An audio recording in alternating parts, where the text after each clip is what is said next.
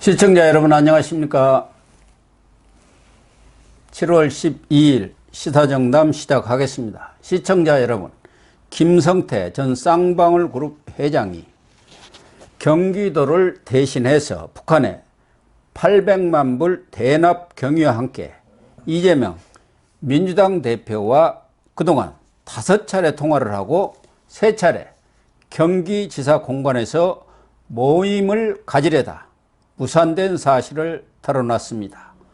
김 전 회장의 법정 증언이 사실이라면 쌍방울과의 관계는 내의 한벌 사 입은 것밖에 없다고 한 이 대표의 주장이 완전 거짓으로 드러났습니다. 자세한 내용을 윤영걸 전 매경닷컴 대표님과 짚어보도록 하겠습니다. 안녕하세요. 네, 안녕하세요, 윤 대표님. 김성태 전 쌍방울그룹 회장, 그동안 이 법정 증언을 한 3차례 정도 이렇게 검찰에서 요청을 했으나 거부를 했어요. 네. 입장 정리가 안 됐다. 네. 그랬는데 11일 날 이 이화영 전 경기 네. 부지사 재판에 네. 증인으로 나왔죠. 그렇죠. 그래갖고 어떻게 보면은 작심 폭로를 했는데요. 네. 왜 입장을 좀 바꿨을까요? 너무 억울하게 어떻게 보면 쌍방울이라는 기업이 예. 잘 꾸려갈 수도 있는데 대북 사업을 이재명하고 손잡고 좀 해보려다가 회사까지 지금 망하게 생겼잖아요. 그러니까요. 본인은 지금 해외 도피했다가 지금 들어왔는데 네. 지금 회사까지 하고 자기도 완전히 진짜 무일푼이 되게 생겼으니까 분노한 거죠. 거기다가 또 이재명이가 자기를 보호해줄 커녕 쌍방울 하는 거는 난 내의 한 벌 입은 거밖에 없다. 딱 자르잖아요. 이재명이 주특기 꼬리 자르기잖아요. 그러니까 김성태 화가 난 거죠. 그렇죠. 그래서 이화영 경기도 평화부지사 거기는 여러 가지로 그냥 딱 걸렸어요. 예, 그렇죠. 그 재판에 와서 일성이 나는 억울해서 나왔다. 재판에서 첫 증언을 했는데 그게 아마 이재명이는 그 뒤통수에 스트레이트 펀치 쇠몽댕이를 맞은 쇠몽댕이를 한 대 맞아서 아마 굉장히 비틀거렸을 겁니다. 네. 그러니까 김성태 전 회장이든 누구든 간에 네. 검찰에서의 여러 가지 진술은 나중에 진술을 바꾼다고 하더라도 번복한다고 하더라도 그게 무슨 죄가 되지는 않는데 그렇죠. 김성태가 법정에서 한 증언은 그것이 사실이 아닐 경우는 위증이 되는 거 아닙니까? 그렇죠. 그러니까 김성태로서는 거기 와서 거짓말을 하기는 어려운 거 아니에요? 그렇죠. 법정에서 한 거는 위증죄가 굉장히 중죄입니다. 예. 처벌이 강해요. 예. 검찰에서는 아무리 무슨 말을 해도 나중에 법정에 가서 검찰이 강압 회유해서 내가 당했다. 또 기억이 속았다. 이런 식으로 우길 수가 있는데 법정에서 한 건 하나하나 증인이고 증거기 때문에 또 증인의 자격으로 또 간 거기 때문에 한마디 한마디가 무게가 실렸다고 볼 수 있겠고 어제 김성태 회장이 얘기한 게 굉장히 디테일하게 정확히 나와 있어요. 그래서 몇 가지 좀 디테일하게 따져보도록 하겠습니다. 우선 쌍방울 측에서 이 경기도를 대신해서 대납한 이유하고 그러니까 이재명이 대통령 되면 덕볼 그런 생각으로 했다는 거 하나하고 또 하나는 이재명이도 알고 있었을 것이다. 이걸 지금 얘기한 거죠. 첫 번째. 그렇죠. 예. 그러니까 이 김성태가 경기도가 그때 경기도 지사를 이재명이 가면서 북한 관계 물꼬를 떠서 그거를 여지를 몰아서 대권으로 가자는 게 이재명의 꿈이었거든요. 그러니까 그걸 모를 리가 없죠. 네, 그래서 하다못해 평양에서 음악회까지 정명훈까지 불러다가 음악회까지 추진하고 여러 가지를 많이 했어요. 그러니까 김성태 쌍방울이 돈이 많으니까 북한에 지원키로 한 스마트팜 조성 비용, 또 이재명 방북 비용 해서 합쳐서 한 104억 원 정도를 100억이 넘는 돈을 쌍방울이 이재명이를 대신해서 내줬다. 이 얘기를 한 거죠. 그래서 2019년에 스마트팜 그 돈은 65억을 쌍방울이 이재명 대신 내면서 당연히 그분 때문에 준 거다. 그분의 영향력이 컸다.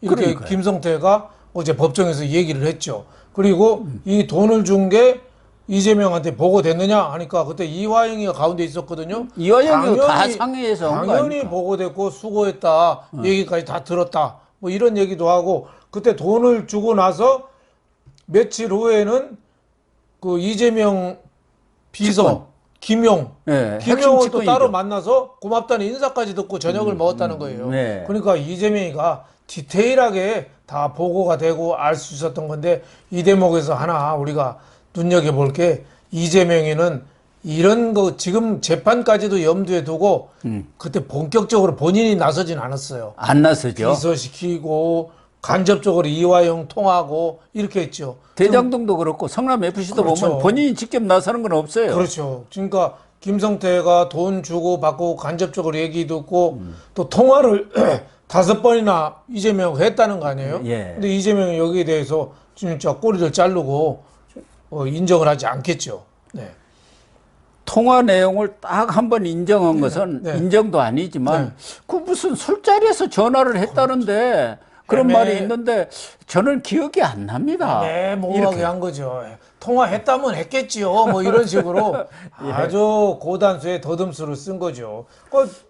김성태 말이 거짓말이라고 볼 수 없는 게 하나는 첫 번째는 2019년 1월 예. 중국 선양에 갔는데 예. 그 식당에서 술 먹고 있는데 그 가운데 있던 이화영이가 전화를 이재명한테 해서 잠깐만 지사님 기다리세요 하고서 김성태를 바꿔줬다는 바꿔줘서 거기서 통화를 했다는 거 아니에요. 안부수도 네. 아태배 회장도 옆에서 들었다는 거 아닙니까? 통화하는 거. 다 들었대요. 네. 근데 이재명만 뭐 통화를 한 것 같기도 하고 했다면 했겠지요. 뭐 이렇게 하는 거죠. 그때 이재명이가 열심히 하시라. 뭐 이렇게 격려를 해줬다는 거고 또 다음에는 2019년 7월에도 또 그때는 2차 아태 평화 번영 회의 국제회의를 했었거든요. 예. 그때 또 통화를 했다는 거예요. 이때는 이제 필리핀에서 한 거 아닙니까? 그렇죠. 예. 네. 그리고 또 2019년 12월 또 대선에 떨어지고 나서도 김성태가 전화를 했다는 거 아니에요? 그러니까 2019년 12월에는 예. 비비안을 인수를 했거든요. 예, 예, 그렇죠. 그래갖고 이태영이가 그때 사회이사가 되면서 자기들끼리 모였어요. 네. 강남 살롱에서, 네, 네, 룸살롱에서 네. 모였는데 이태영이가 또 바꿔줬다는 거 아닙니까? 그리고 2021년 8월에도 했다. 예, 예. 왜 그러냐면은 그때가 한참 대선 그렇죠. 당내 경선을 떴는데 그렇죠. 7월에 2억 여원을 후원을 했습니다. 막판에 그러니까 실탄을 쏴준 거죠. 실탄 그러니까 고맙다고 전화를 한 거고 마지막은 2022년 3월 예. 대선 떨어지고 네. 여기도 아주 구체적으로 얘기를 했더라고요. 그렇죠. 뭐 김성태가 얘기했다는 거 아니에요? 예. 한 번 진 거니까 또 다시 도전하면은 가능성이 있다. 뭐 이렇게 위로해 주니까 또 이재명이가 고맙다. 뭐 이렇게 얘기했다는 거 아니에요? 힘내시라. 예. 힘내시라. 한번 뭐 지는 거야 병가지 상사 아니냐? 그렇죠. 그렇게 얘기. 그 당시에는 이재명은 대통령에 떨어졌지만 예. 자기 돈 숨겨놓은 거 갖고 주식 투자했거든요, 집에서. 예. 예, 대우 뭐 중공업인가 뭐 대우조선 주식 투자했잖아요. 그렇죠. 어떻게 보면 그때 타격은 김성태가 더 봤을 거예요. 100억 이상을 밀어줬는데 자기는 아무것도 남은 게 없잖아요. 그리고 오히려 쫓기는 신세가 됐잖아요. 예. 근데 이재명이가 상당히 그 주식 투자에는 예. 뭔가 이게 고단수인 것 같아요. 그렇죠. 그 방산주 샀던 거 예. 그래갖고 여론 때문에 팔았잖아요. 예. 그게 지금 5배인가 올라버렸다고 그러더라고요. 얼마 전에 보도가 나왔어요. 예, 예. 그 방산주가 엄청나게 올랐다고. 지금 우리나라 방위산업이 우리 반도체에 의해서 우리나라 먹여 살리잖아요. 그럼 폴란드다, 뭐 호주다 여러 그렇죠. 군데 우리 K9 자주포동 막 그렇죠. 탱크 다 지금 수출하고 있지 않습니까? 예, 우리나라 이거 없어서 못 팔아요. 주문하면은 독일이나 뭐 미국 이런 데는 탱크 지금 주문하면은 언제 납품이 될지 모르는데 우리는 주문하면은 바로 바로죠. 주방장에서 김치찌개 끓이는 것보다 더 빨리 납품을 한다는 거예요. 더군다나 이런 부품 같은 것이 부서지고 예. 그러면은 미국이다 어디서 오는 것은 예. 부지하세울인데 우리는 뭐 즉각 공수해버리지 않습니까? 부품도. 그리고 탱크도 제가 전방 시찰 과거에 고 박사님 예. 같이 했잖아요. 우리 전방 탱크 부대에 러시아 탱크도 같이 있어요. 그러니까 우리가 미국 탱크, 러시아 탱크 장점만 갖고 있는 거예요. 그때 러시아에 왜 30억 불인가 지원해서 돈 못 그렇죠. 받아서 그 대신 탱크를 받았는데 그거를 다 뜯어가지고 그 기술을 우리가 완전히 갖고 있어요. 그러니까 이거 우크라이나 전쟁 이런 거 해서 우리가 세계 최강의 방산 그 수익성을 지금 올리고 있다 이렇게 보는데 그런 것까지 빠끔이죠. 그러니까 김남구가 했던 왜 가상화폐 이것도 아마 이재명이가 나중에 파면은 뭔가 또 나올 겁니다. 가만히 있을 리가 없습니다. 가만히 있을 턱이 그렇죠, 없죠. 그렇죠. 대장동이나 여러 가지 돈 많이 챙긴 거를 이거 어디다 놨겠어요? 그러니까 숨겨놓기 제일 좋은 게. 경우에 따라서는 본인이 하기는 조금 그러니까 김남국에 시켜서 좀 해라. 네가 연습 좀 해봐. 돈 좀 주고. 그럴 수도 있지 않습니까? 거기다 돈을 묻어놨을 수도 있잖아요. 그렇죠. 그래가지고 뭐 30억을 현금으로 막 받고 그랬지 않습니까? 그런데 지금 300만 불 이재명 당시 지사의 방북비용으로 냈지 않습니까? 그런데 북한에서 그냥 문재인보다 더 화려하게 이렇게 하겠다. 그렇죠. 환영 행사 하겠다고 그랬다고 그러네요. 북한으로 봐서는 100억 이상을 챙긴 거잖아요. 북한 100억이면은 어마어마한 돈입니다.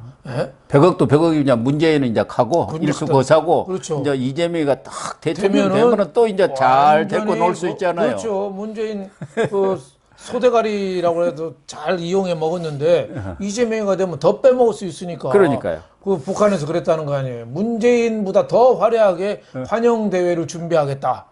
뭐 리무진 뭐 이런 거 막 준비한다 해갖고 원래 500만 불인가 달라고 했는데 깎아갖고 300만 불로 한 거 아닙니까? 그 북한 공작원 리오라미가 처음에 500만 불 달라고 했는데 좀 깎아주라. 이거 너무한다 해가지고 300만 불 줬다는 거 아닙니까? 그러니까 이재명이가 대권 가는데 북한을 이용하려는 그런 술수가 있었던 거죠. 정말 어리석기 짝이 없습니다. 어떻게 대권 가는데 북한하고 짜가지고 할 생각을 했습니까?